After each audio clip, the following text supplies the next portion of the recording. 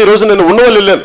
ఉండవల్లి వెళ్తే ఎక్కడ ముఖ్యమంత్రి గారు నేను మాట్లాడుకున్నప్పుడు 1850 ఎకరాలు సరిపోతే అక్కడ మనకి ఫారెస్ట్ ల్యాండ్ ఉంది, దాన్ని డీనోటిఫికేషన్ చేస్తే ఒక్క రైతుని ఇబ్బంది పెట్టక్కర్లేదు.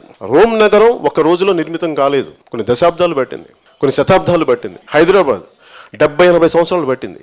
ఇది మీరు ఎంత అభివృద్ధి చేద్దాం అనుకున్నా తక్కువలో తక్కువ కనీసం 35 సంవత్సరాలు పడుతుంది. ఈ 35 సంవత్సరాల్లో భూములు తీసేసుకుని ఏం చేస్తారు మీరు? మీకు ఎంత కావాలో మీరు మార్చేయండి, ఒక మాస్టర్ ప్లానింగ్ వేయండి. నేను మురళీమోహన్ గారిగా పాపం ఆయన ఒక ఆయన ఎందుకు టార్గెట్ చేస్తారు, చాలా మంది ఉన్నారు కదా.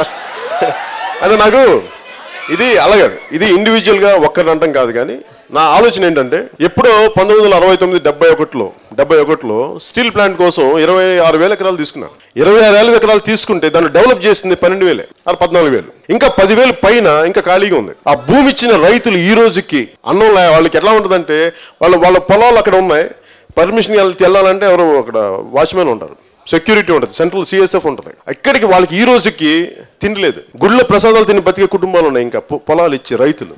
అంత బాధ వేసింది. పచ్చని పంటలు 4-5 పంటలు పండే భూములు. నేనేమంటానంటే మీరు 54,000 ఎకరాలు తీసుకున్నారు, సంతోషం, తీసుకోండి. ఇంకా మీరు వెళ్ళి పోయి వాళ్ళ మీద పడతారండి. అలా కాదు, నేను దేనికి ఎప్పుడు చేసుకుని మీరు ఎంత తింటారు భూమి, ఎప్పుడు డెవలప్ చేస్తారు? నేనేమంటానంటే అంచెలంచెలుగా డెవలప్ చేయండి, ఎవరు కాదనరు.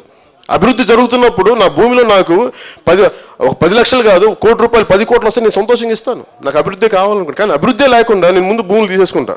ఎప్పుడు చేస్తానంటే ఒకరు మీరు ఉండకపోతే గ్యారెంటీ మీరు ఉంటారా? నెక్స్ట్ 10 సంవత్సరాలు బతుకుంటారా?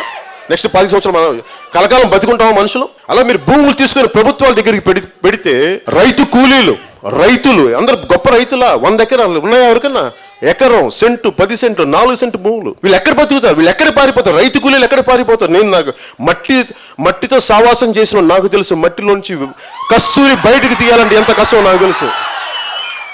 ఒక మట్టిలో ఒక విత్తనం వేసి దాన్ని మొక్క పెంచి దాని పండు తీయాలి, దానికి పంట తీయాలంటే ఎంత శ్రమ, ఎంత ఏడుపో నాకు తెలుసు.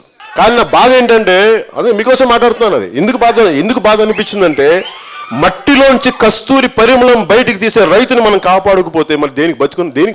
దేనికి మనకి? నాకు అది బాధ ఎగలింది.